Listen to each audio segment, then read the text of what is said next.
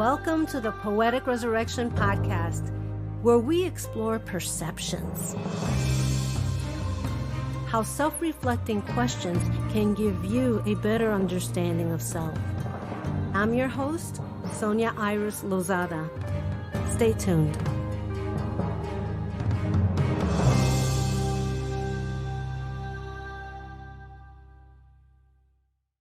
Hi, everyone, and welcome to another episode of Poetic Resurrection. And today I'm very excited to talk to Rocco Jarman. Welcome, Rocco. Thank you so much for inviting me on Poetic Resurrections.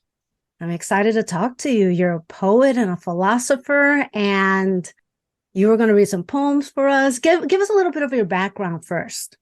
Yeah, sure. Well, I came to poetry by way of grief, which I think is the best way to come to it. I wouldn't say a boring, but a pretty mundane corporate career for 25 years. I actually think, even though I learned some valuable intellectual lessons, I actually think it hurt my soul a lot, that kind of need to conform and to try and hold a boundary for yourself in that environment. And I think the pressure cooker of that, the crucible of that, actually made me have a more intimate relationship with the kind of discomforts that visit all human beings, actually. And it was the living in two worlds and trying to be contiguous and authentic in both the worlds that actually forced me to want to find some form of language or expression where I could touch what mattered most to me in this world. And yeah, I mean, I've immigrated. I've lived abroad in Europe as a young man for a couple of years. I've suffered my share of heartbreaks, rejections, failures, etc. Immigrated to Australia with a young family. Struggled to keep that on its wheels for a number of years, but eventually life, I think, comes along and helps us make our choices for us. I'm 48, living in Western Australia, happily remarried. We've got a little 2-year-old. She'll be 2 in August, and she's the light of our life. And that's pretty much me in a nutshell. Now, were you born and raised in South Africa? Yeah, that's right. That's right. And you migrated to Australia 10 years ago? Well, yeah, so that was about in 2008. And if anyone knows anything about what the climate there is like socially, it's politically and administratively quite dysfunctional. There's a lot of corruption and incompetence. And what used to be an absolutely amazing place, it's just become a day-to-day struggle for most people. So I think I read the room early on, and I didn't want to have to deal, especially with what was probably more prevalent then, was the level of violence that you could encounter out in the street, or, there was a lot of crime and there wasn't a lot of effective policing services, and the nature of the crime was very angry, very violent. And I realized that I couldn't keep myself or my family safe in that context. So we moved to Western Australia. Yeah, that's a big leap. Why Australia? Yeah. Well, because it's also another Anglophile nation. It's very culturally similar. And it's one of the options, the very few options actually South Africans had in this diaspora that they've had recently, where they could actually be integrated more easily because of the language, because of the culture. And I mean, Australia is far from everything, but it was still doable. And the way was made open by other folks from the diaspora coming here first, sort of making a way. And in South Africa, your immigration options are actually limited because your passport's not very strong. And the perception is that people are coming to skive off the system or coming to not work. So, yeah, the options were few. We chose that, yeah. Well, there's a lot of countries that you actually have to show you have money before you go in there. If you want to stay a certain amount of time. Right. Yeah, you have to show you have money. Now, I listened to a beautiful poem that you have online, and I'll put a link for everybody that wants to hear it. It's called Not Tomorrow. But you're going to read us another one. And I can read anything. No, I'd love to hear this new one you were telling me about off camera. Oh, right. Well, it's actually it's not new, but it is a special piece, and I think it's a universal piece. And a lot of my work is It's functional poetry. It's supposed to have a utility. A lot of it I actually create for people to use in a kind of personal, private ceremony. And the intentions for these ceremonies are to help give us these touchstones, these pole stars, these guide rails, the work that we're doing inside of ourselves around healing, around trauma, and so much of that is around the wounds we receive in childhood, obviously. Yeah. A place of utmost vulnerability. And this project that becomes so necessary of reparenting oneself and processing generational trauma. I would love you to read it. Yes. Dive into that. The piece is called They Might Have Told Us, and it comes from this realization that dawns in us the more truly adult we become. And when I mean adult, when I say adult, I mean, of course, not someone of legal drinking age or someone who can drive a vehicle. It's this realization that most of our adult life actually is a second adolescence that we have to grow up out of as well. And then we start looking for the obvious question: why is this happening to me? Whose fault is this? How is it that I've arrived here feeling this way? And then you realize there's always someone that came before you that muddied the waters. And these could be our teachers, that could be our authority figures, it could be our politicians and leaders. Even life in corporate, breaks your heart in many ways because you're looking out for great people and for leaders. And so often you encounter the precise opposite. And all of exactly. And all of these people as a young person that are supposed to be unimpeachable, be voices of reason, authority, fairness. And we expect these containers not to harm us, not to break our hearts, not to take our promises, but they are in fact the vehicles through which we receive exactly that. And the final sort of hurdle of this growing up really is the self-ownership component, where you suddenly realize no one else is coming. It's actually on me. What I make of this now is on me. I can blame my parents or their parents, but I also realize in that kind of pragmatism and prudence that we're all someone else's they. Our parents are the way they are because of their parents who were the way they were. And if you follow that chain of reasoning, it's all the way back until the first time somebody hit somebody else over the head with a stick. There's this chain of cause and effect going all the way back. And so this poem is called They Might Have Told Us. But the realization we come to when we've got all this mess that we have to resolve in our lives, and we think, somebody really should have told us this was going to be the way. They might have told us. They might have told us when we were young, self-ownership is a kind of leadership where you do not expect of yourself to master the world around you, but rather it is an allowing of mistakes.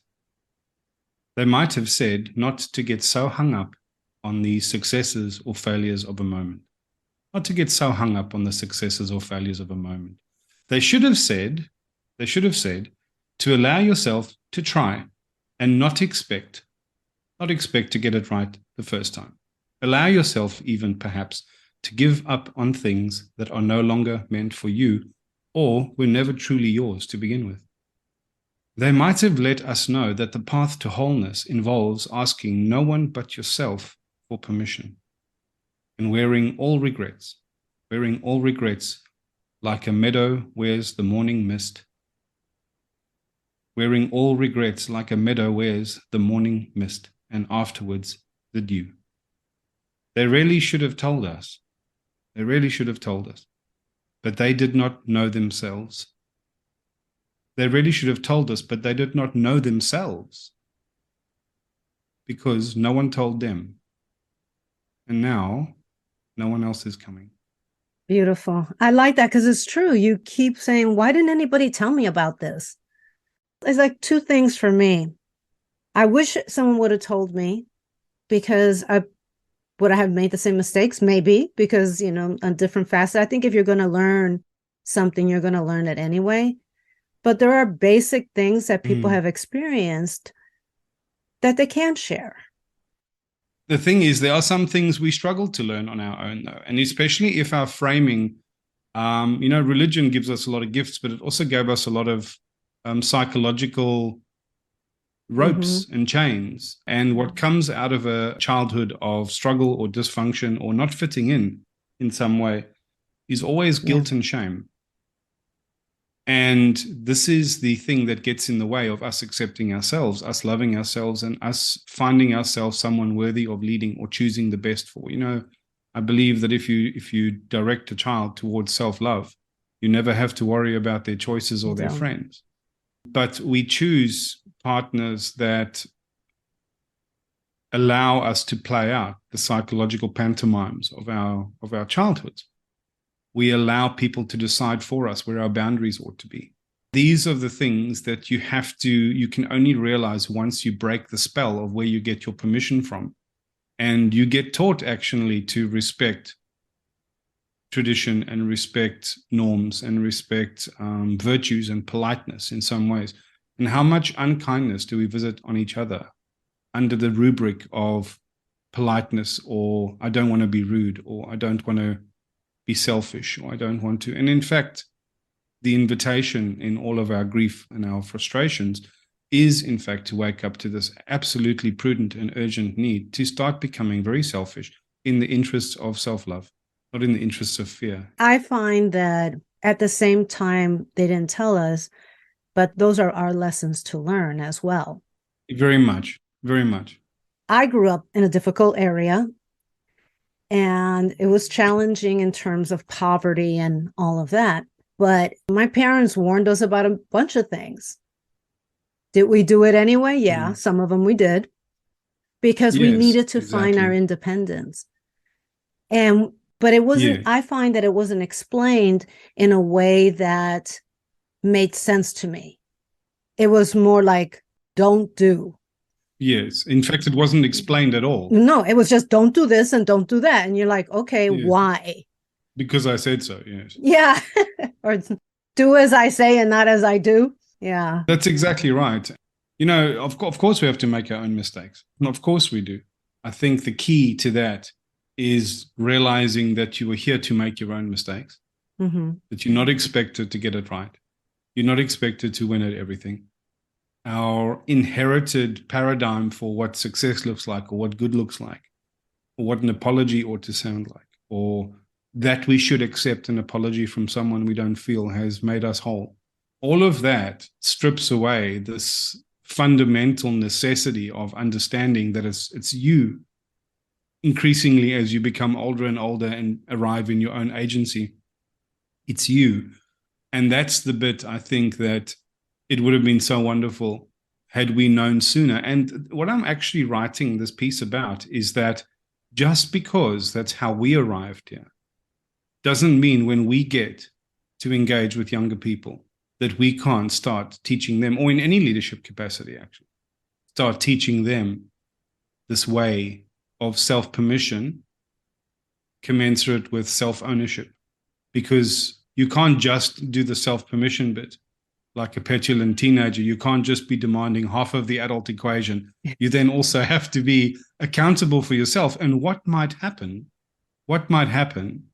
if we can steward a generation of young people that do take this as a healthy norm, a healthy premise, a healthy starting point? What launch pad actually might we create for young people and for the human species if they can start off in their life as green and raw and ignorant as we come, all of us, but with less of the generational trauma, number one, and number two, with the sense that this will eventually be on you, and it behooves you to treat your life as something for which you're going to be culpable and for which you're going to be held responsible to yourself in the avoidance of regret.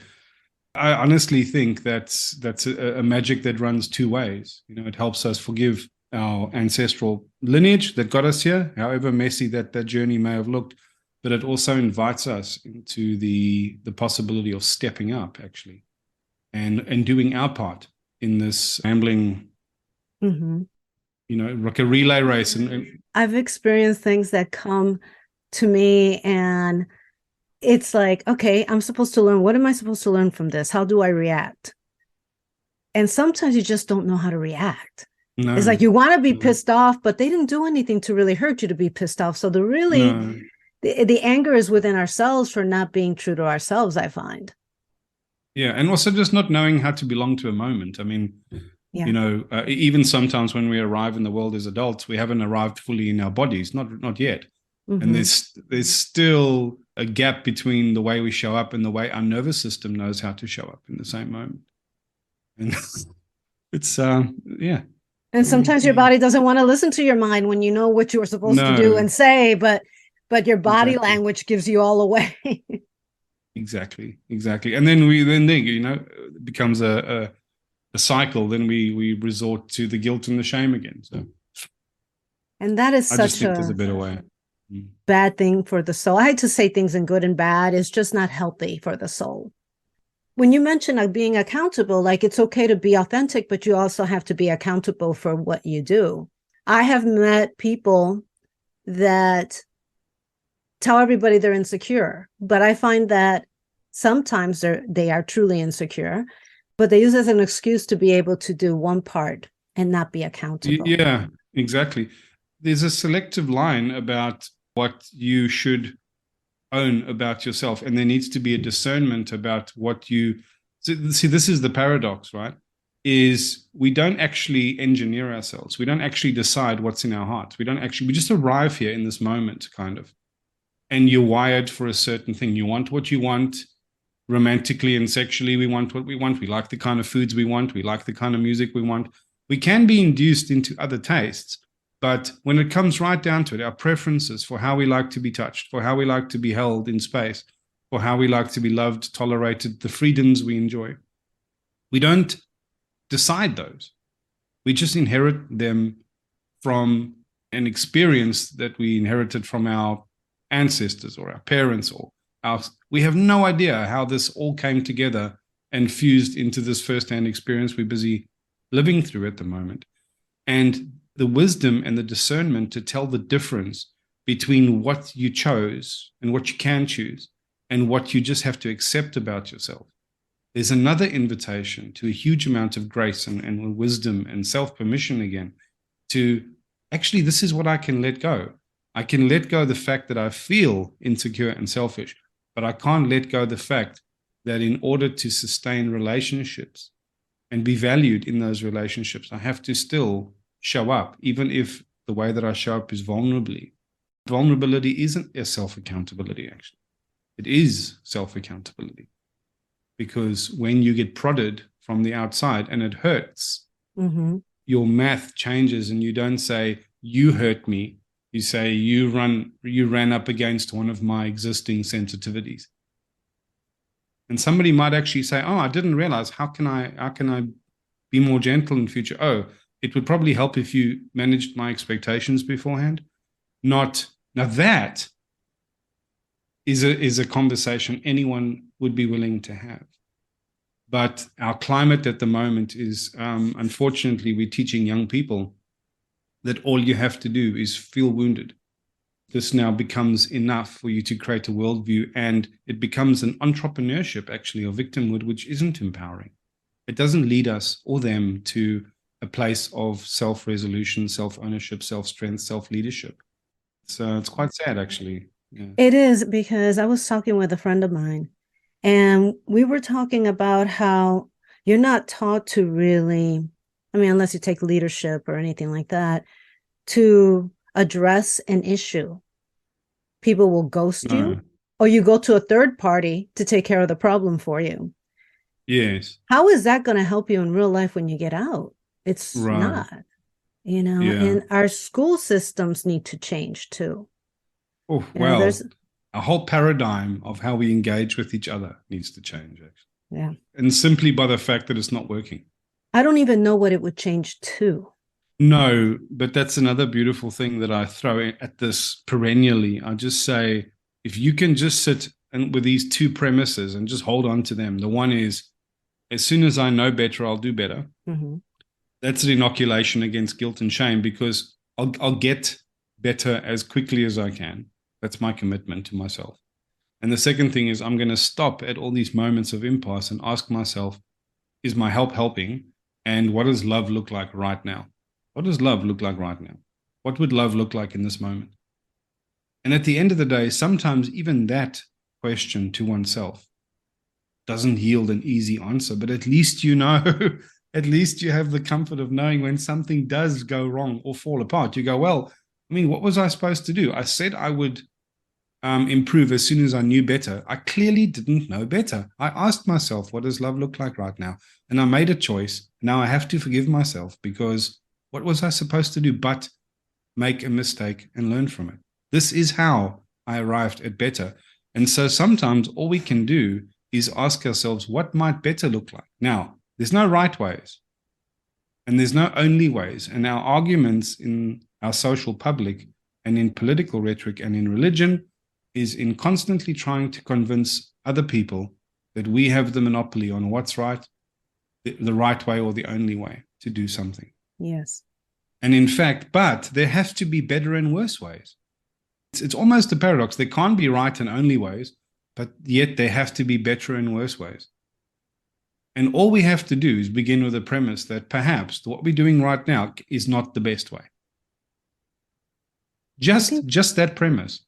Yeah. Without trying to claim that we actually know that this is perennially superior or the only way. It's just a step in the right direction. And this is not a straight line that we're moving towards right or moving towards wrong. It's a Cartesian plane. It's multiple directions of movement and orientation. And we're all trying to figure out so much that's overlapping on so much else, all at the same time, whilst we're trying to figure ourselves out and trying to belong to, let's call it the great secret. We're all trying to figure this out. But if we just changed our heuristic of movement to say, well, there can't be right or only ways, but there have to be better and worse ways. And if I bring my subjective heart to the piece, I can become a discerning actor in this whole drama. And I can start at least trying to steer this little corner that I'm sat in a healthier direction or a healthy place to the measure of our own individual callings. Yes, I used to think that the more I worked on myself, I would eventually learn. But then I realized it's forever. It's forever. And the mind really gets stale if you don't learn. And your soul gets stale as well, actually. Oh my God. Yeah. As you feel like, what's the use? When you're not learning and you're not part of something, even if it's, writing a book or doing whatever it is by yourself, if you're not part of something, it just feels like I'm just living. I'm just going day to day. I'm not really, I'm existing. I'm not living. That's what I meant to say. That's exactly right. That's exactly right. Yeah. And so going back to poetry, it is such a great way to question yourself. Poetry, you either like or you don't. We all know that going in. And I think that gives us the liberty to be able to express exactly who we are. I know starting out, you might not like it. I'm still going to do it. Yes. It gives you that permission to be different. It gives you that permission to be. And I mean, I've learned so much about myself through poetry. And I read it again. I'm like, wow, I never knew I really felt that way. But when you see it on paper, it comes back to you and you're like, yeah, that's me. You overhear yourself saying something you didn't know you felt. Yes. Exactly. Yes. That's what it's so beautiful about it. Now you also do leadership. Yes, that's right. Yes. That's right. So tell us a little bit about that. Sure. So it's again come from this firsthand experience of my own life in realizing that the adults that I looked to for leadership didn't have any. And then the corporate structures that you have to work in the frameworks of, the source of most of your frustrations, of your mental poor health. What do we want? We want things to be fair, and we want to feel safe at a very fundamental psychological level. And when you start experiencing what you feel is actually unfair, you get taken from in a way that you don't get made whole. You get made promises that don't get fulfilled. You don't get your expectations managed. And then when the traumatic moment or the surprise or the negative thing for the team eventuates, the leader you're expecting to help steer the moment and recover it with leadership and responsibility and grace and magnanimity, and they don't, you suddenly feel like there's something terrible missing in the world. Because of being a poet at heart, poetry is a journalism of the soul. You're just watching what is happening, sometimes even if you don't know how to describe it. And your poetry is the effort to describe it. And I realized that when I had a pain or a sorrow that we carry, it's because we can actually, if we give ourselves permission, describe the thing that we're looking for in great detail, not because we're experts on it, but because our hearts are experts on it.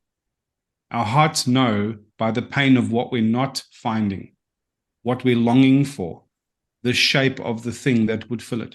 And I realized that my failure to love myself correctly and steward myself correctly, our collective failure to do that for each other and ourselves, and this experience that I was encountering on every front, political, corporate work-wise, in education, in families, in relationships, the actual factor that's missing is this idea, this essence of leadership and what it means to be a leader.